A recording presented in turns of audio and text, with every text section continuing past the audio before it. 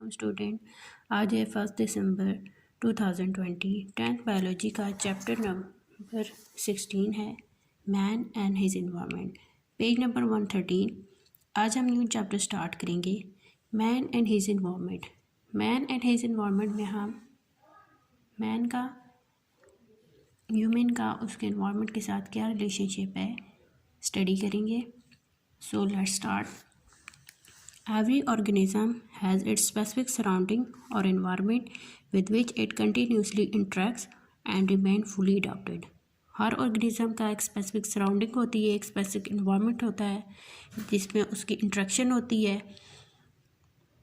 उसके बाद आपकी इन्वायरमेंट की डेफिनेशन है, an organism environment is the sum of physical abiotic means non-living and biological biotic conditions which influence that organism।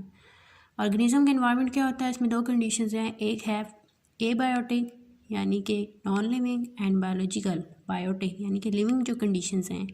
ये दोनों कंडीशन जो ऑर्गेनिज्म को इन्फ्लुएंस करती हैं इसको हम कहते हैं इन्वायरमेंट। उसके बाद इकोलॉजी है, ये एक ब्रांच ऑफ बायोलॉजी है जिसमें हम स्टडी करते हैं ऑर्गेनिज्म का अपने इन्वायरमेंट के साथ क्या रिलेशनशिप है। तो यहाँ से हम इसकी डेफिनेशन है, the study of inter relationship between organisms and their environment.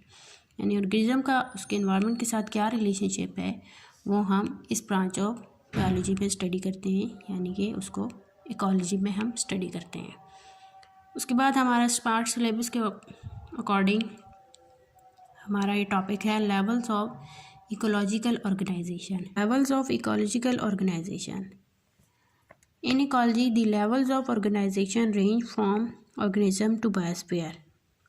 levels of ecological organization में सबसे पहला लेवल है organism और ये कहाँ तक है? Up to biosphere. तो सबसे पहला लेवल है organism। An organism may be unicellular और multicellular। अब organism या तो यूनिसेलुलर हो सकता है या multicellular. Unicellular mean one cell thick, जिस तरह फॉर एग्जांपल है हमारे पास यीस्ट है, बैक्टीरिया है। और मल्टीसेलुलर जिसमें हायर ऑर्गेनिजम्स आ जाते हैं इंक्लूडिंग ह्यूमंस। नेक्स्ट लेवल है हमारे पास पॉपुलेशन का। पॉपुलेशन क्या है? अ group of organism of the same species inhabiting a same specific geographical area at a particular time is called population. यानी ऐसे ग्रुप ऑफ ऑर्गेनिज्म जो सेम स्पीशी से belong करते हैं और एक जगह पे रहते हैं at the same time at the same area, वो मिलकर एक पॉपुलेशन बनाते हैं। और स्पीशी क्या होती है? Species is a group of organism which can interbreed freely in nature and to produce fertile offspring.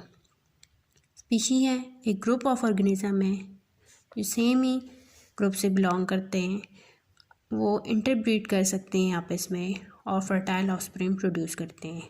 Fertile offspring produce करने का मतलब ये है कि वो फर्दर ऐसे ऑफस्प्रिंग जो फर्दर रिप्रोड्यूस कर सकते हैं, फर्दर मतलब मज़ीद अपनी नस्ल बढ़ा सकते हैं।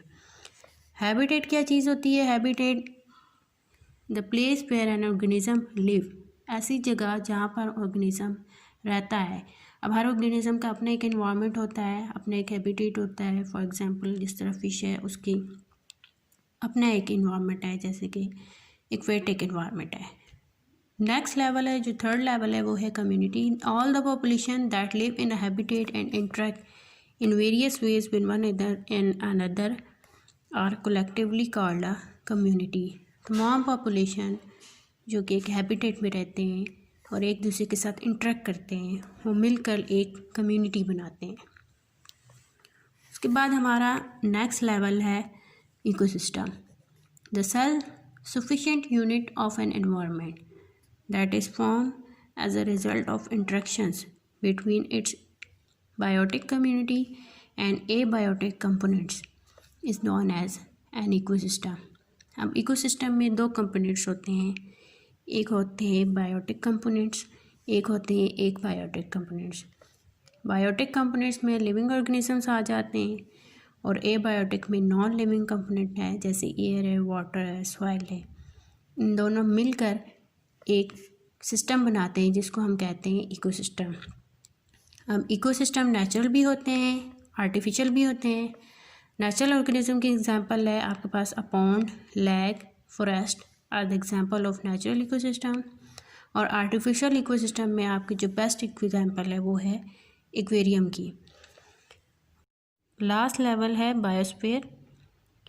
All ecosystem of the world together form the biosphere. तमाम इकोसिस्टम मिलकर बायोस्फीयर बनाते हैं। It includes all the ecosystem of the planet earth. इसमें अर्थ के तमाम इकोसिस्टम इंक्लूड है। In other word the biosphere consist of all organism present on earth and all the region of the earth where they live. यानी कि biosphere में वो तमाम organism include हैं जो इस अर्थ पे प्रेजेंट हैं और वो तमाम रीजन जहाँ पर वो रहते हैं।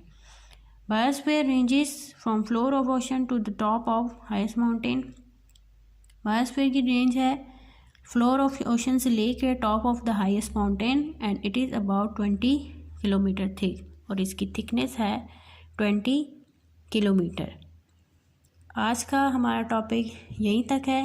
इसकी आपने असाइनमेंट भी बनानी है और याद भी करना है। इसके साथ आपने हज़ाली मॉडल पेपर से chapter number 1 page number 4 and 5 के फर्स्ट क्वेश्चन नंबर 1 to 9 यानी कि फर्स्ट 9 शॉर्ट क्वेश्चन आपने रिवाइज करने हैं।